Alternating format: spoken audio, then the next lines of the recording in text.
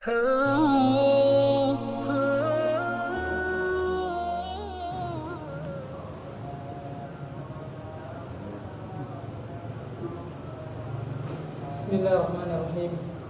Assalamualaikum warahmatullahi wabarakatuh.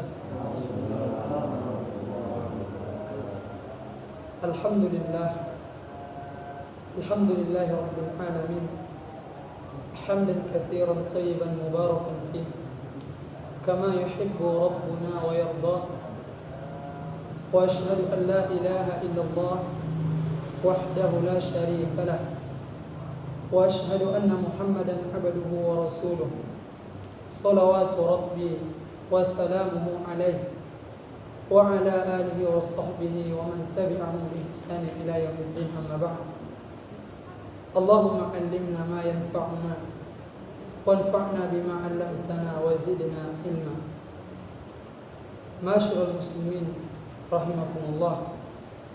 Alhamdulillah, kita bersyukur kepada Allah Subhanahu wa taala atas karunia dan nikmat yang masih Allah berikan kepada kita, sehingga pada kesempatan yang baik ini kembali Allah Subhanahu wa taala kumpulkan kita di dalam majelis ilmu yang kita berharap majelis ilmu yang kita hadir di dalamnya mendapatkan keberkahan dari Allah, bisa menjadi pemberat amalan kebaikan kita kelak pada hari kiamat. Kemudian salawat dan salam mudah-mudahan senantiasa tercurahkan kepada Rasulullah sallallahu alaihi wasallam, kepada keluarga beliau, kepada sahabat-sahabat beliau, dan kepada orang mukmin yang senantiasa istiqamah di dalam mengamalkan sunnah-sunnah Rasulullah sallallahu alaihi wasallam. Ma'asyiral muslimin rahimakumullah. Pada kesempatan yang baik ini kita akan mempelajari tentang sebuah amalan-amalan yang bisa memasukkan seorang hamba ke dalam surga dengan selamat. Tentunya ini adalah pembahasan yang sangat agung, pembahasan yang sangat penting untuk kita senantiasa memahaminya. Apa-apa saja amalan yang apabila kita melakukannya, maka dengan sebab amalan tersebut, dengan izin Allah Subhanahu wa taala, kita akan masuk ke dalam surga dengan selamat. Dan setiap orang yang hidup di dunia ini, baik orang mukmin, orang kafir, semua mereka ingin masuk ke dalam surga Allah Subhanahu wa ta'ala. Baik dia mau sholat atau tidak, baik dia mau taat atau tidak. Kalau ditanya mau masuk surga, dia katakan iya, saya mau masuk surga. Maka tentunya kita sebagai seorang penuntut ilmu, sebagai seorang mukmin, tentunya kita lebih berharap bisa masuk ke dalam surganya Allah Subhanahu wa ta'ala, yang mana Allah Subhanahu wa taala dalam hadis qudsi, hadis ini datang dari Abu Hurairah dan diriwayatkan oleh Imam Bukhari dan Muslim. Allah Subhanahu wa taala katakan di dalam hadis qudsi, Allah katakan, "A'dadtu li ibadiyas shalihin," aku telah menyiapkan bagi hamba-hambaku yang saleh, ma la 'ainun ra'at, kenikmatan surga yang tidak pernah dilihat oleh mata manusia. Di kenikmatan surga itu, ikhwan, ketika kita misalnya di dunia melihat sesuatu yang indah kita pandang, kenikmatan surga itu pernah dilihat oleh mata manusia di dunia. Wala udhun sami'at, demikian juga kenikmatan surga tidak pernah terdengar oleh manusia. Misalnya kita mendengar ada berita gembira, kenikmatan surga tak pernah kita dengar. Kapan kita dengar? Kalau sudah di surga baru tahu. Wala khatara ala qalbi bashar, bahkan kenikmatan surga tidak pernah terbetik dalam hati seorang mukmin. Dan ini menunjukkan kepada kita kenikmatan surga adalah kenikmatan yang sempurna. Kalau kita masih di dunia, tidak mungkin kita bisa membayangkannya. Maka inilah yang diharapkan oleh setiap mukmin. Bagaimana caranya dia mendapatkan kenikmatan surga yang tidak mungkin kita bisa menggambarkannya di dunia. Itulah yang akan kita belajar. Dan hadis yang akan kita sampaikan pada kesempatan yang baik ini adalah hadis yang sangat sederhana. Tidak sulit bagi kita untuk mengamalkannya, namun balasannya begitu besar di sisi Allah Subhanahu wa ta'ala. Hadis ini datang dari Abdullah bin Salam, anna Nabiya sallallahu alaihi wasallam qala, bahwasanya Rasulullah sallallahu alaihi wasallam bersabda, "Ya ayuhan nas, abshis salam." wa at'imut ta'am wasilu al-arham wa sallu bil-lail wan nasu niyam tadkhulul jannata bisalam. Hadis ini datang dari Abdullah bin Salam radhiyallahu anhu.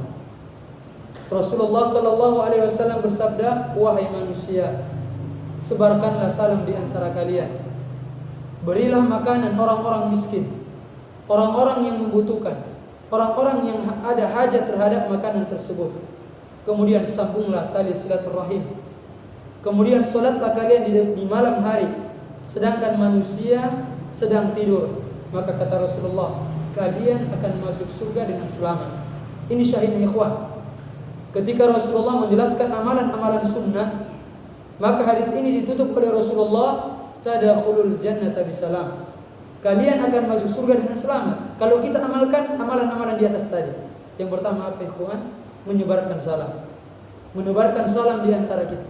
Kemudian yang kedua memberi makan. Kemudian yang ketiga menyambung tali silaturahim. Kemudian yang keempat salat di malam hari sedangkan orang-orang sedang tidur. Kata Rasulullah, kalian akan masuk surga dengan selamat.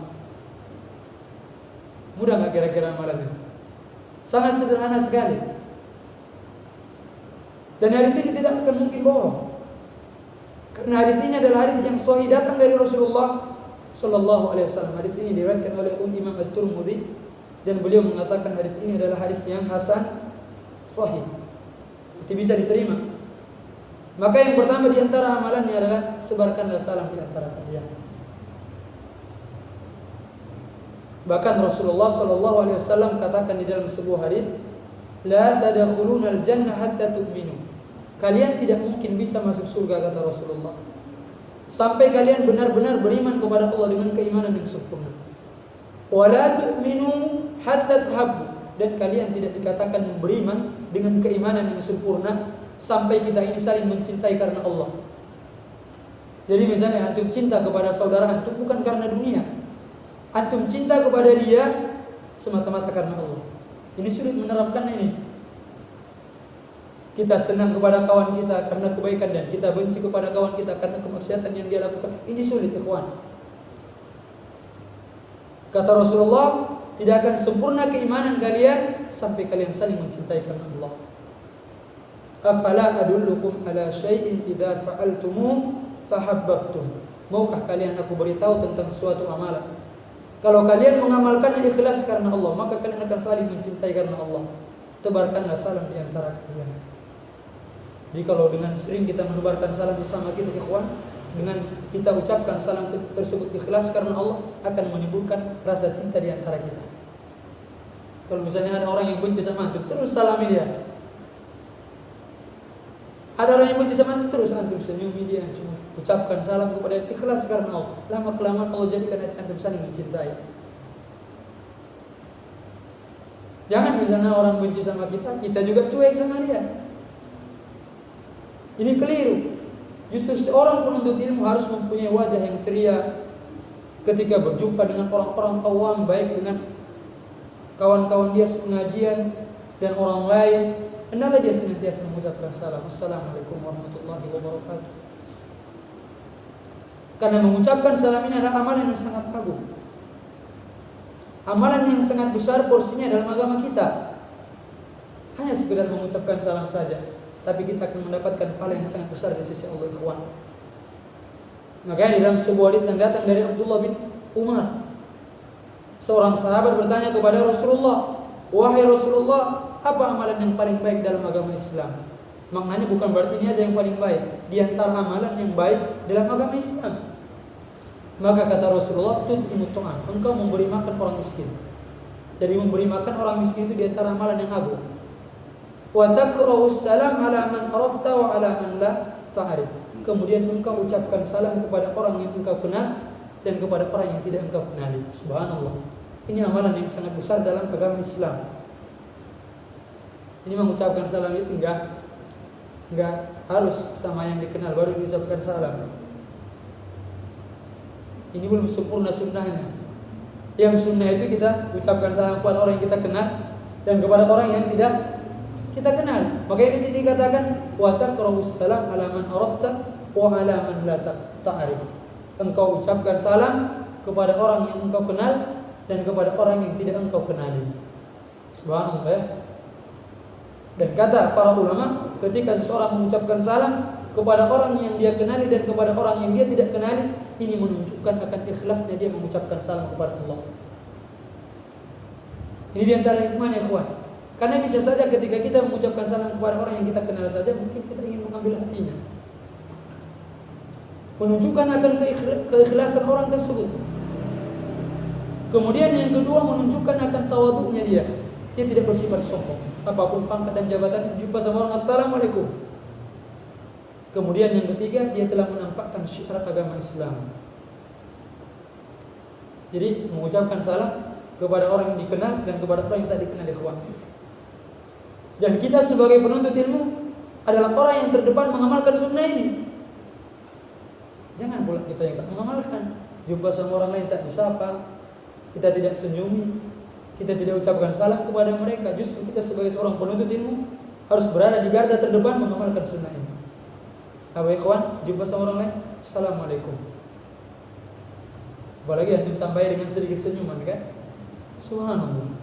Maka orang mengatakan si fulan. Padahal itu aja yang kita terapkan. Kita cuma ketika jumpa sama orang, assalamualaikum, kita senyumi, maka orang akan berpikir positif kepada kita.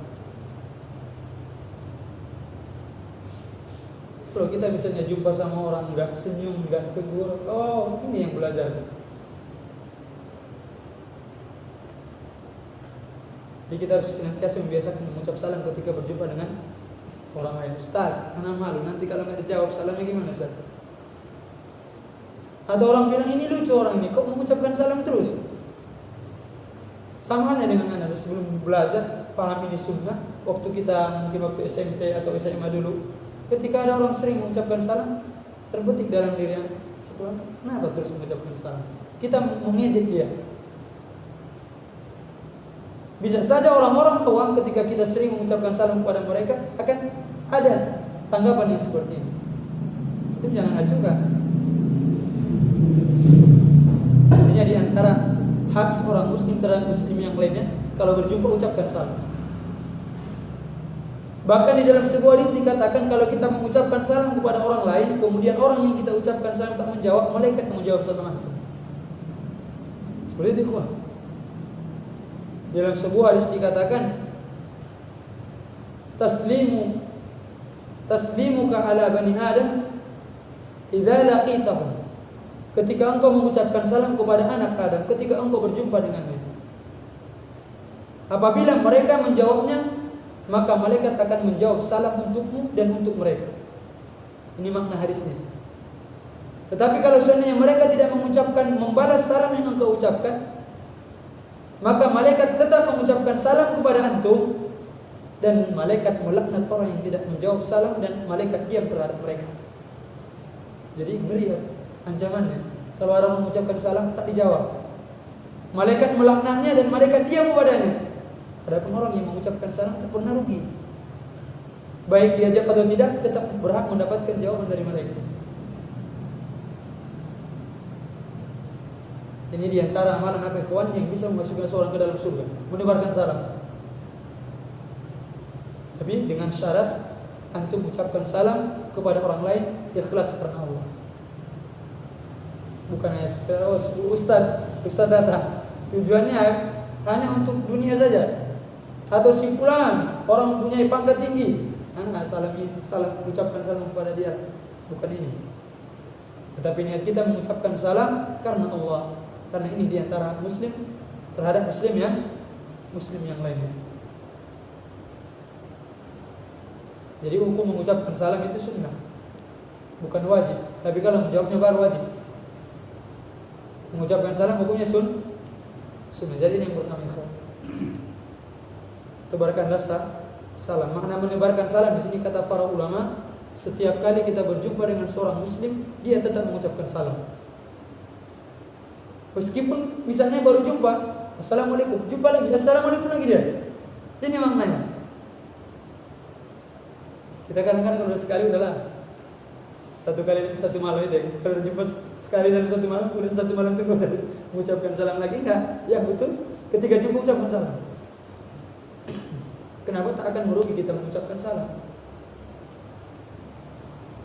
Tidak akan merugi ikhwan. Ini amalan yang ringan. Maka anda ingatkan lagi ikhwan, kita sebagai penuntut ilmu hendaknya kita lah orang yang terdepan mengamalkan sunnahnya. Kita tampakkan kepada orang-orang bahwa ini di antara syiar Islam. Ini di antara syiar Islam. Jadi kalau seandainya kita gitu aja, itu enggak ibadah. Tapi kalau antum katakan assalamualaikum baru antum tanya kabarnya, ibadah. Ketika kita berjumpa dengan orang lain dengan bahasa yang lain, dengan ungkapan yang lain, itu tidak ibadah. Kecuali misalnya antum niatkan itu karena Allah Subhanahu wa taala, bisa saja bernilai ibadah. Tapi ketika kita mengucapkan salam, maka itu adalah ibadah. Kalau seandainya ikhwan, setiap kali kita berjumpa dengan seorang muslim setiap hari untuk mengucapkan salam, berapa banyak kebaikan yang kita peroleh setiap hari. Dalam sebuah hadis dikatakan, kalau seseorang mengucapkan assalamualaikum, ini yang paling pendek, dapat 10 kebaikan. Dalam hadis yang datang dari Imran bin Husayn, suatu ketika ada seorang laki-laki datang kepada Rasulullah, dia ucapkan assalamualaikum. Rasulullah menjawab, kemudian dia duduk. Kata Rasulullah, dia mendapatkan 10 kebaikan. Datang lagi orang kedua, assalamualaikum warahmatullah. Kata Rasulullah, dia mendapatkan 20 kebaikan. Kemudian datang lagi orang yang ketiga, dia ucapkan assalamualaikum warahmatullahi wabarakatuh, dia mendapatkan 30 kebaikan. Jadi kalau lebih dari sini tak boleh. Ini yang paling banyak. Maksimalnya assalamualaikum warahmatullahi wabarakatuh. Kalau ditambah gini, itu dia ada dalilnya. Yang paling pendek tadi assalamualaikum. Berapa tadi pahalanya ikhwan? 10 kebaikan. Itu satu orang. Kalau dalam setiap hari antum jumpa dengan 50 orang, antum ucapkan assalamualaikum 10 kali 50. Kalau antum ucapkan assalamualaikum warahmatullahi, pahalanya beda lagi kan? 20. Assalamualaikum warahmatullahi wabarakatuh, 30 kebaikan. Jadi tak masalah untuk mengamalkan salah satu dari yang tiga ini. Yang tak dapat pahala mengucapkan salam. Dan kita sebagai seorang mukmin harus perhatian terhadap amalan. Jangan kita beranggapan hanya mengucapkan salam aja. Jangan. Mengucapkan salam di antara amalan yang bisa memasukkan seorang ke dalam surga. Jadi makna menebarkan salam itu ketika berjumpa dengan seorang muslim, ucapkan salam. Itu maknanya ikhwan. Meskipun baru jumpa, dia ucapkan lagi salam. Dan yang lebih abdul tentunya untuk ucapkan salam kepada dia kemudian berjabat tangan kan? Itu yang lebih abdul. Adapun jabat tangan seperti ini, ada itu dalilnya. Kalau seandainya memang di masa pandemi seperti ini, antum tak mau jabat tangan, enggak usah gini-gini. Ya udah, enggak usah buat-buat. Bisa dipahami ikhwan? Kalau seandainya antum khawatir tertular virus corona, maka itu tidak tercela. Tetapi jangan buat seperti ini. Antum jangan tangannya tekan di bawah aja. Kalau antum salaman, kalau misalnya enggak, tidak jadi masalah. Karena ini sudah dipatuakan oleh para ulama. Kalau memang seandainya kita khawatir tertularnya virus, maka tidak mengapa, karena hukum berjabat tangan hanya sunnah. Tapi jangan buat gaya-gaya baru. Nah dengan seperti ini, kita pun mulianya serem ya kan, mau ditonjok. Ya kalau memang takut salaman, mending gak usah dibuat seperti ini. Mending gak usah dibuat seperti ini, karena hukumnya berjabat tangan sunnah. Kalau seperti ini apa sunnahnya? Ya? Allah alam dari mana dapatnya? Apakah dari medis? Allah. Apakah memang kalau seperti ini enggak menular? Allah alam dari mana dapat? Jadi yang lebih baik enggak usah dibuat seperti ini. Kalau memang kita masih khawatir, kita tahu seperti itu. Bismillah.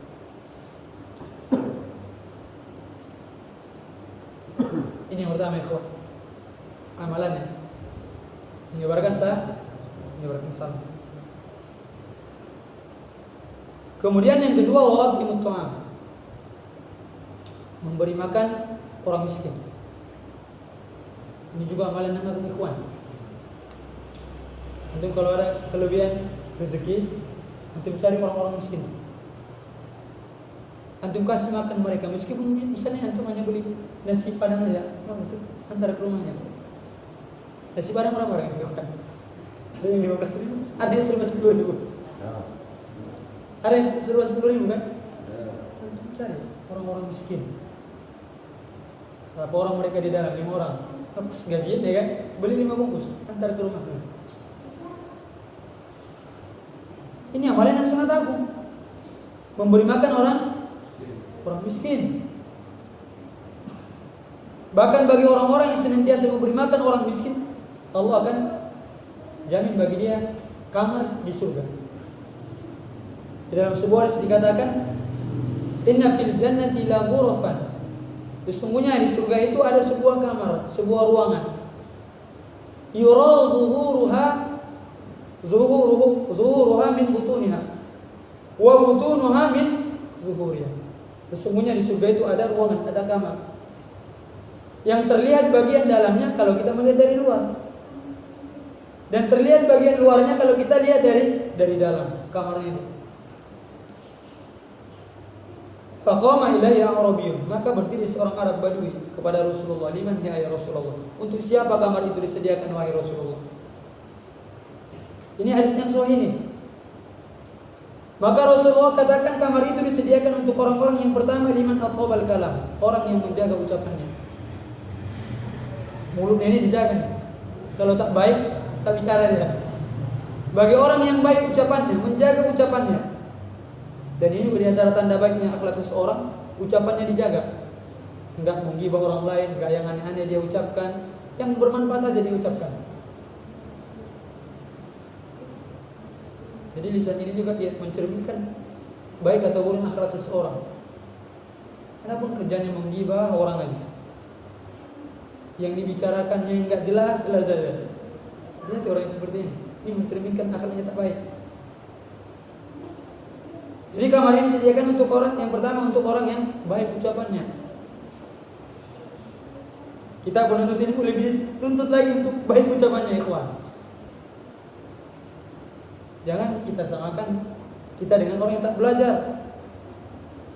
Kalau kita sudah belajar, mengaji, ucapan harus dijaga. Yang berkualitas sajalah yang keluar dari lisan kita. Kalau tak berkualitas, tak usah diucapkan. Karena Rasulullah mengatakan, "Man kana yu'minu billahi wal yawmil akhir falyaqul khairan aw liyasmut." Barang siapa yang beriman kepada Allah dan hari akhir, apa tandanya di antara tandanya, ikhwan? Dia senantiasa berkata yang baik, kalau tak ada yang baik dia diam. Jadi kalau kita ingin selamat dari dosa lisan kita, kalau kita ingin berkata, antum pikirkan, kalau baik antum boleh bicara. Tapi kalau tak ada yang baik, selamatnya diam. Kalau antum masih ragu ini baik atau buruk, antum tinggalkan, tak usah antum ucapkan. Kita terkadang, Masya Allah, banyak kalimat-kalimat yang keluar dari lisan kita kadang-kadang tak mengandung manfaat, bahkan bisa aja menyakiti hati orang lain. Ini yang pertama, untuk orang yang apa, ikhwan? Yang baik ucapannya. Kamar-kamar yang kelihatan tadi dari bagian dalam, kalau kita melihat dari bagian dalam, kelihatan bagian luarnya. Kalau kita lihat dari bagian luar, kelihatan bagian dalamnya. Kemudian wa'at imut ta'am, inilah yang masuk pembahasan kita. Kemudian bagi orang yang senantiasa memberi makan orang miskin. Wa adamas siyam, dan bagi orang-orang yang senantiasa merutinkan puasa sunnah.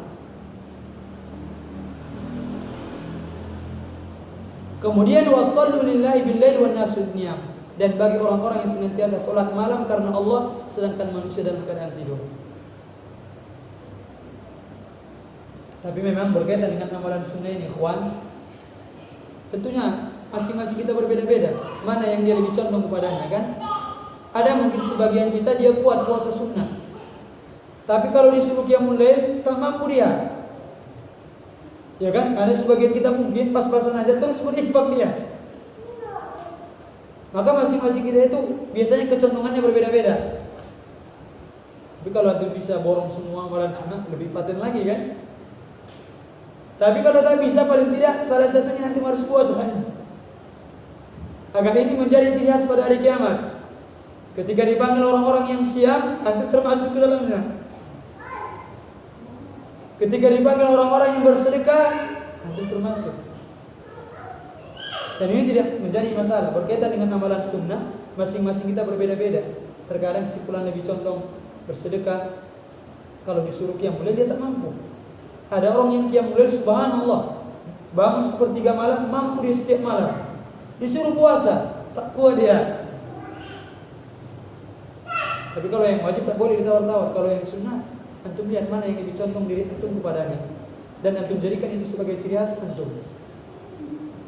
Tapi yang paling baik tadi, dia rajin bersedekah, rajin qiyamul lail, rajin puasa sunnah. Tapi ini jarang yang seperti ini. Ini diantara keutamaan memberi makan orang miskin. Tapi harus diingat ikhwan, ketika kita memberi bantuan kepada orang lain, memberi makan kepada orang lain, niatkanlah semata-mata karena Allah.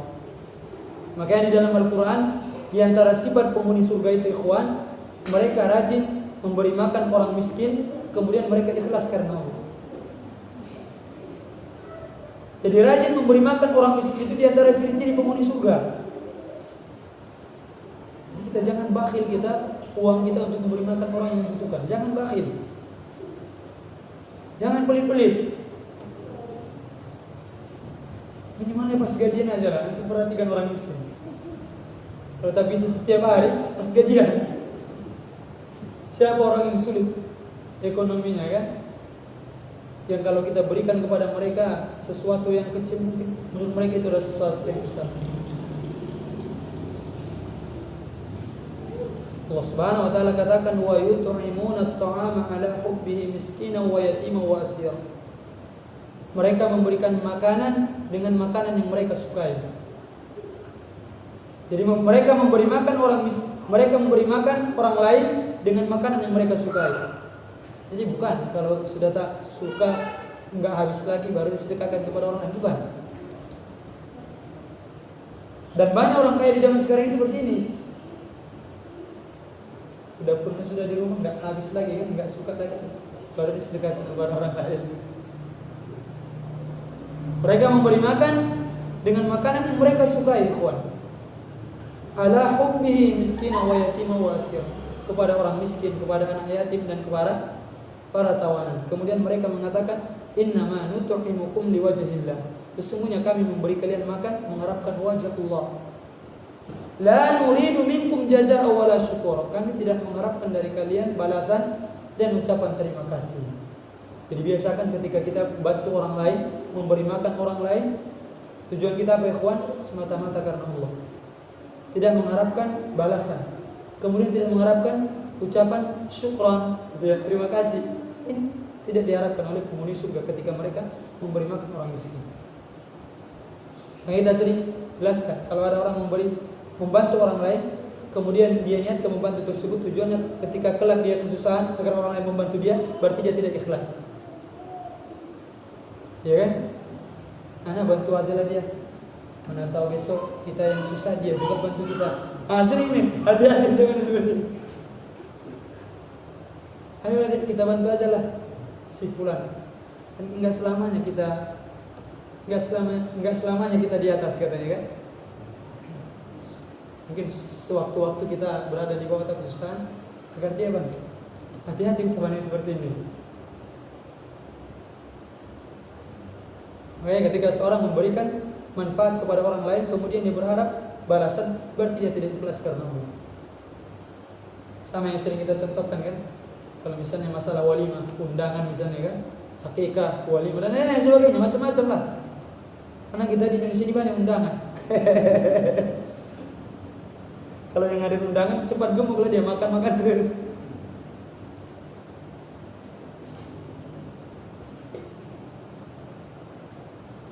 Misalnya kawan kita walimah atau kita diundang acara akikah anaknya, mungkin kita memberi dia 200.000 atau 100.000. Kemudian beberapa tahun ke depannya kita yang mengadakan walimah atau kita yang mengadakan akikah untuk anak kita. Kemudian kawan kita ini datang, dia kasih 50.000. Nah, itu dalam dasar kawan. Pas dia yang walimah, anak kasih 200.000, pas anak 50.000. Tak ikhlas berarti. Kalau masih ada di dalam diri kita seperti ini, ikhwan, kita memberi orang lain belum ikhlas karena Allah. Belum ikhlas kita berarti. Memangnya kita memberi kawan kita itu tujuannya itu apa? Apakah tujuan untuk dibalas? Liwajahillah, mengharapkan wajah Allah Subhanahu wa ta'ala. Jadi memberi makan, bersedekah harus diniatkan semata-mata ikhlas karena Allah Subhanahu wa ta'ala. Mana zaman ini? Islam. Makanya kita sering menjelaskan tentang kisah Ali bin Husain Zainal Abidin. Ali bin Husain Zainal Abidin yang bekerjanya setiap malam itu ikhwan mengantarkan gandum ke rumah-rumah orang miskin yang ada di Madinah. Bukan satu rumah, tapi orang-orang miskin yang ada di Madinah. Kalau orang sudah tidur, udah mulai dia beraksi. Gandum dia jinjing, kemudian diantarkan ke rumah orang-orang miskin yang ada di Madinah. Bukan satu rumah aja, orang-orang miskin yang ada di Madinah.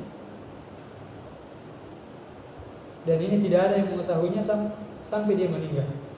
Pas meninggal, baru orang lain tahu selama ini yang memberikan sedekah Ali bin Husain Zainal Abidin. Itu pun ketahuannya karena ketika dimandikan jenazahnya, di pundak beliau ada bekas hitam karena sering menjinjing gandum ke rumah orang-orang miskin. Orang pun heran, di pundaknya ada bekas hitam, menunjukkan itu adalah kebiasaannya. Kemudian setelah beliau meninggal, sedekah itu tak ada lagi. Baru orang tahu selama ini yang memberikan gandum ke rumah orang-orang miskin adalah Ali bin Husain Zainal Abidin. Kita kadang-kadang baru sembako, memberi orang miskin sembako, isinya beras kan, beras, telur, minyak. Jadi itu kan semua orang tahu miskin itu. Indomie, tambah Indomie. Itu pun kita sudah bangga dengan ibadah yang kita lakukan. Kita cerita-ceritakan kepada orang lain, menunjukkan bahwasanya hati kita masih jauh dari keikhlasan. Ini amalan. Jadi rajin-rajin ikhwan beri makan orang miskin. Dan antum harus yakini ketika antum memberi makan orang miskin, Allah akan balas di dunia, Allah balas. Apapun bentuk sedekah yang kita keluarkan di dunia Allah balas, Allah ganti sebelum di akhirat. Kita kadang-kadang ragu, takut kita kan.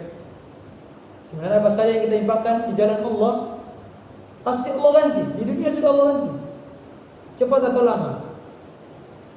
Allah katakan, wa ma anfaqtum min syai'in fa huwa yukhlifu. Dan apa saja yang kalian infakkan di jalan Allah, Allah yang menggantinya. Masa Anda tak yakin dengan janji Allah? Iya kan? Ini ayat Al-Quran mengatakan apa saja yang kalian infakkan di jalan Allah, baik di jalan berinfak untuk pondok pesantren, berinfak untuk orang miskin, berinfak untuk pembangunan masjid, Allah akan menggantinya. Menggantinya bisa aja di dunia atau di akhirat. Dan tentunya ganti dari Allah itu lebih baik. Tidak sama dengan apa yang kita keluarkan. Itu terus harus ditanamkan dalam diri kita agar kita gemar berinfak.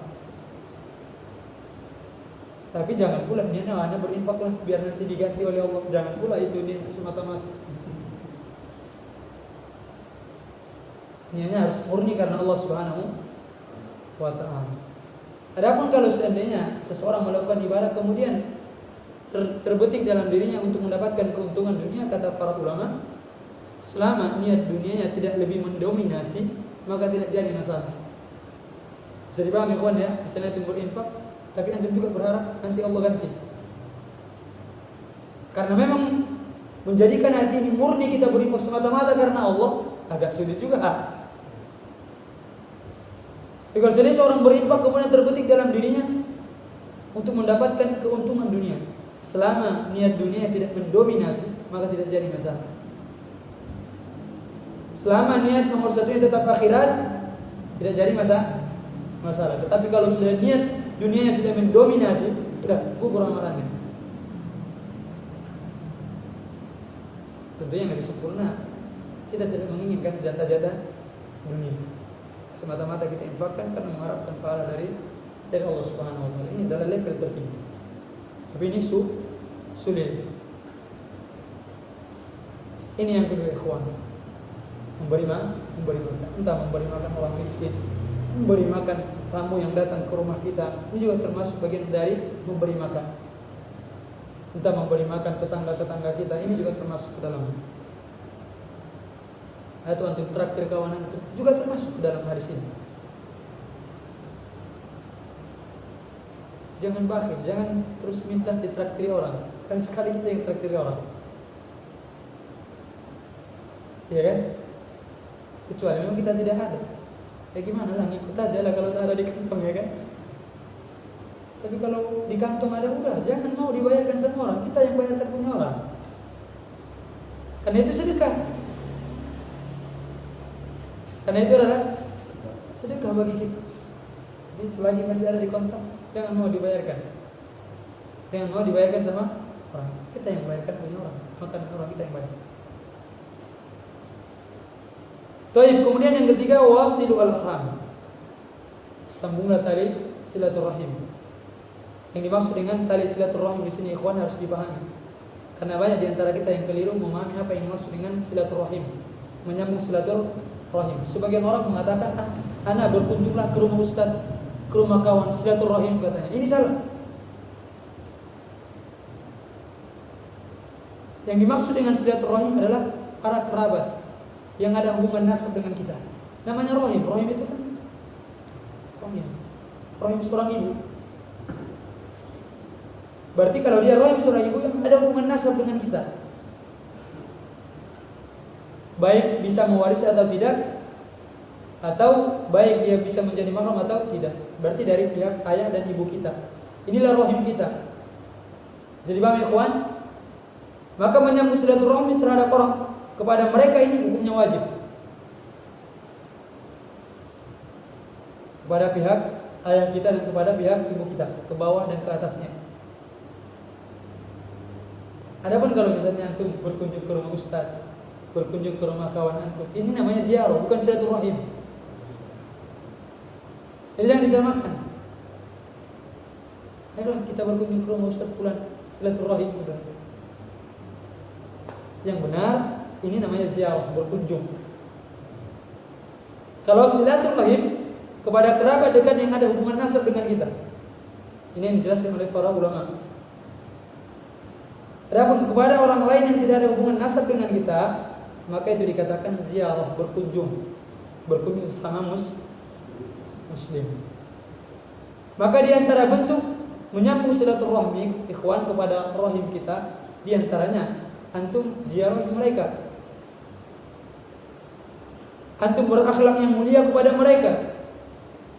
Antum bantu mereka dengan harta kalau mereka membutuhkan. Ini di antara bentuk menyambung silaturahim. Jadi sekali-sekali kita kunjungi mereka. Kita kunjungi orang tua kita, paman kita, nenek kita, bibi kita. Ini semua rahim kita. Kalau misalnya kita di perantauan, sekali-sekali antum hubungi dengan handphone. Ini juga di antara bentuk menyambung silaturahim. Dan yang paling penting adalah kita berakhlak yang mulia terhadap mereka. Kalau mereka membutuhkan bantuan, bantu ikhwan. Makanya kalau kita di perantauan, kalau ada rezeki, ya paling tidak sekali setahun pulang. Udah menyambung silaturahmi kepada kerabat-kerabat kita di kampung, kepada orang tua kita, kepada nenek kita, kakek kita, bibi kita, teman kita, dan seterusnya. Kunjungi mereka, berbuat baiklah kepada mereka. Makanya di dalam sebuah hadis yang datang dari Abu Ayyub Al-Ansari, ketika seorang sahabat bertanya, apa di antara amalan yang bisa memasukkan ke dalam surga? Maka Rasulullah mengatakan, ta'budullah wa la tusyriku bihi syai'an. Beribadahlah engkau semata-mata kepada Allah, tidak melakukan kesyirikan.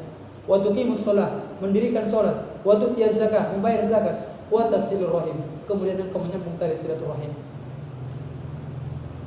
Bahkan orang yang memutuskan tali silaturahim diancam tidak masuk surga, ikhwan.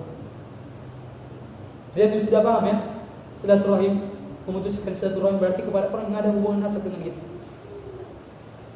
Misalnya kita tidak memutuskan tali silaturahmi kepada paman kita, bibi kita, abang kita, kakek kita, nenek kita, dan seterusnya.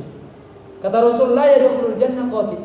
Tidak masuk surga seseorang yang memutuskan tali silaturahim. Makna tidak masuk surga di sini ada dua penjelasan para ulama. Yang pertama, seseorang yang menghalalkan memutuskan silaturahim, maka yang seperti ini dia kekal dalam neraka jahanam. Bisa dipahami ya ikhwan? Dia katakan halal memutuskan silaturahim. Dia katakan kalau seperti ini kekal dalam neraka jahanam karena dia telah menghalalkan apa yang Allah haramkan. Yang kedua, maknanya tidak masuk surga, maknanya dia diundur untuk masuk surga. Dengan orang-orang yang pertama kali masuk surga, dia dihukum dulu, disiksa dulu, baru masuk surga. Bisa dipahami maknanya, ikhwan ya? Karena ada juga ustaz-ustaz di zaman sekarang ini langsung tidak masuk surga orang yang memutus tali silaturahim. Dia tidak jelaskan penjelasan hadis ini. Kita pun ngeri dengarnya kan? Apakah menyambung silaturahmi sudah keluar dari agama Islam sehingga tidak masuk surga selama-lamanya? Maknanya itu tadi dua. Yang pertama, dia menghalalkan boleh memutuskan silaturahim, maka di sini dia ikhwan keluar dari agama Islam. Kenapa? Karena dia menghalalkan, mengharamkan apa yang Allah halalkan. Yang kedua, maknanya dia diundurkan untuk masuk surga bersama orang-orang yang pertama kali masuk surga. Kenapa diundurkan? Karena hukuman bagi dia. Kalau sudah selesai hukumannya, baru dia tetap masuk surga. Hati-hati ikhwan. Enggak cakapan sama abangnya, berantem sama adiknya, apalagi berantem sama pamannya, berantem sama bibinya, tak teguran. Hati-hati.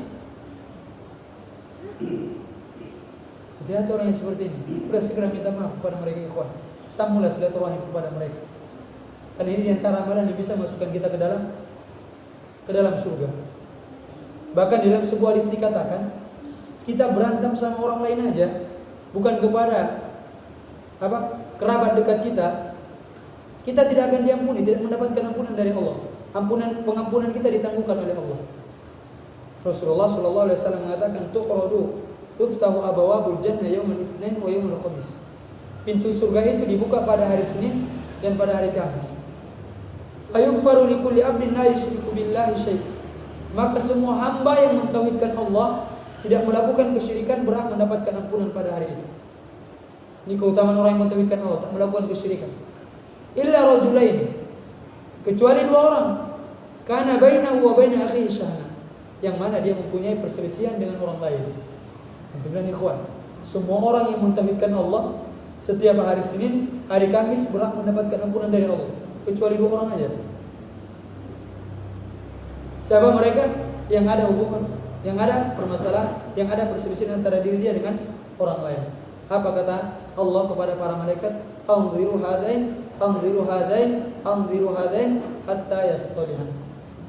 Yang dua ini tangguhkan dulu pengampunannya, tangguhkan dulu pengampunannya sampai mereka berbaikan. Ngeri enggak ya kawan? Pengampunannya ditangguhkan sampai berbaikan, baru diampuni. Meskipun dia banyak sholatnya, banyak puasanya, ketika masih ada perselisihan dengan orang lain, belum saling memaafkan, kata Allah kepada malaikat, yang dua ini tangguhkan dulu pengampunannya. Ini bagaimana kalau seandainya kita meninggal di atas permusuhan? Kita meninggal di atas perselisihan, ngeri, ancaman ikhwan, bahaya. Ini kepada orang lain. Lalu bagaimana kalau seandainya perselisihan itu terjadi antara seseorang yang punya hubungan nasab? Lebih besar lagi dosanya kan? Ini yang ketiga. Yang terakhir ikhwan, wasallu bil-lail wan nasu niyam tadkhulul jannata bisalam. Salatlah kalian di malam hari sedangkan manusia dalam keadaan tidur. Maknanya adalah salat malam. Meskipun sebagian para ulama mengatakan ini mencakup semua salat yang dilakukan di malam hari, baik salat subuh ataupun salat isya. Namun yang lebih khusus adalah salat malam. Salat malam ini ikhwan harus menjadi perhatian kita. Harus menjadi perhatian kita. Karena Rasulullah manusia yang paling mulia, yang diampuni dosanya yang lalu dan yang akan datang ikhwan, beliau tidak pernah meninggalkan salat malam. tidak pernah meninggalkan sholat witir. Intinya sholat sunnah di malam hari tak pernah ditinggalkan oleh Rasulullah. Dan ini menunjukkan kepada kita sholat malam itu mempunyai kedudukan yang istimewa dalam agama kita. Makanya Allah Subhanahu wa taala menganjurkan nabi kita untuk melakukan qiyamul lail dalam Al-Qur'an. Wa minal laili fatahajjad bihi nafilatan lak. Maka dari sebagian malam lakukanlah sholat malam sebagai ibadah tambahan bagimu. Ini Allah sendiri yang memerintahkan Rasulullah. Lalu bagaimana dengan itu? Rasulullah seorang nabi yang dijamin masuk surga, masih qiyamul lail. Lalu kita malas qiyamul lail. Ada jaminan. Tak ada satu ayat pun, tak ada satu hadis pun yang menjamin kita masuk surga.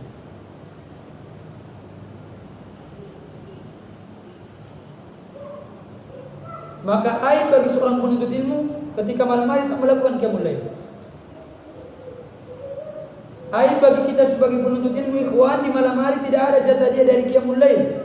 Meskipun hanya 2 rakaat atau 1 rakaat witir aja. Karena kata para ulama, witir itu yang paling minimalnya 1 rakaat boleh. Atau 2 rakaat aja. 2 rakaat berarti sholat malam.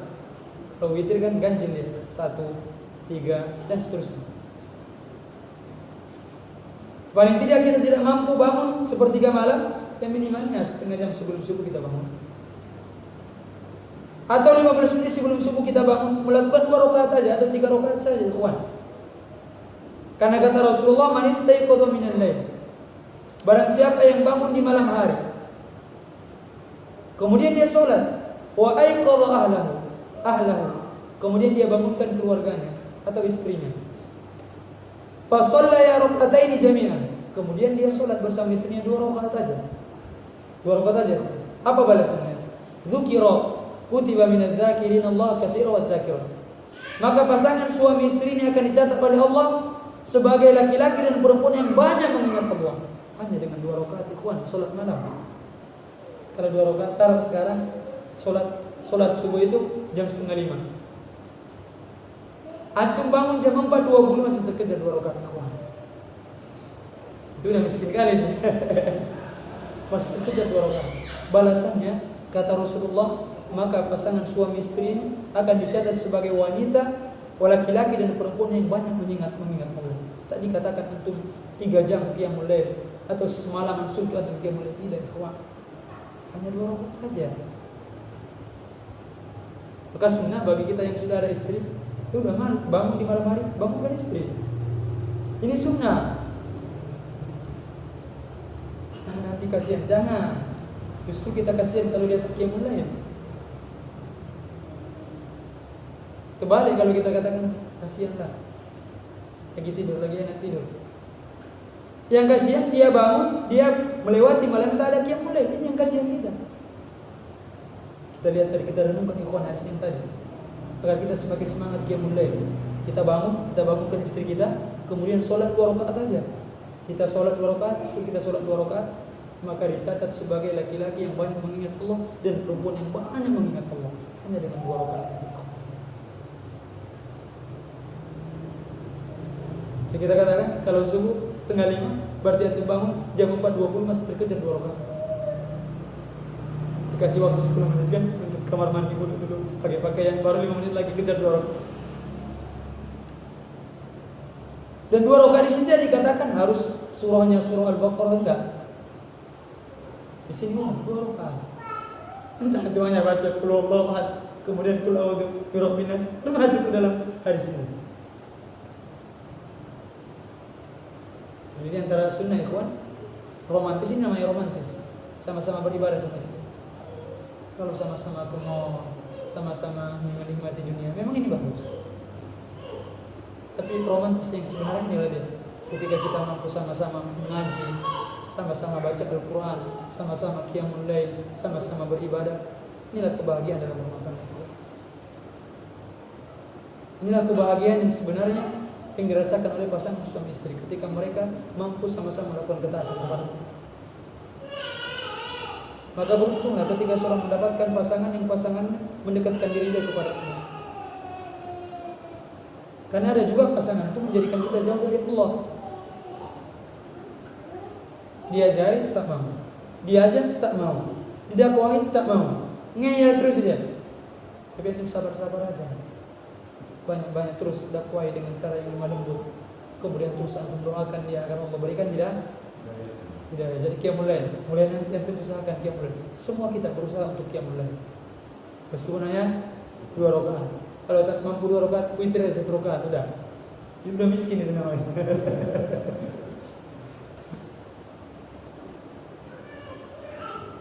Hanya 2 rakaat, 3 rakaat, ya 15 menit sebelum subuh antum bangun masih bisa. 10 menit sebelum subuh masih terkejar. Karena qiyamul lail ini ikhwan kebiasaan orang soleh sebelum kita. Rasulullah mengatakan alaikum bi qiyamil lail fa innahu da'bus sholihin qablakum. Lakukanlah qiyamul lail karena qiyamul lail adalah kebiasaan orang soleh sebelum kalian. Dan dia adalah wasilah untuk mendekatkan diri kepada Allah, menguburkan kesalahan-kesalahan dan menjaga dari kemaksiatan. Kata Rasulullah, barang siapa yang melakukan amalan di atas, kata Rasulullah tutup hadis ini dengan tadkhulul jannata bisalam, maka dia akan masuk surga dengan selamat. Namun tentunya hadis ini akan berlaku ketika kita sudah melakukan perkara-perkara yang wajib. Bisa dipahami ya? Karena ini yang senang. Kalau hanya dicukupkan ini saja, sholat tak sholat, bayar zakat tak bayar zakat, sudah mampu haji tak haji, tak berlaku hadis ini bagi dia. Dia sudah melakukan yang wajib. Demikian juga yang haram dia tinggalkan. Bisa dipahami ya? Jadi bukan hanya cukup dengan hadis ini udahlah harus surga, enggak. Harus yang wajib juga sudah dilakukan, kemudian yang haram dihindarkan. Nah, demikian ikhwan, mudah-mudahan bermanfaat. Subhanaka Allahumma wa bihamdika asyhadu an la ilaha illa anta astaghfiruka wa atubu ilaik. Assalamualaikum warahmatullahi wabarakatuh.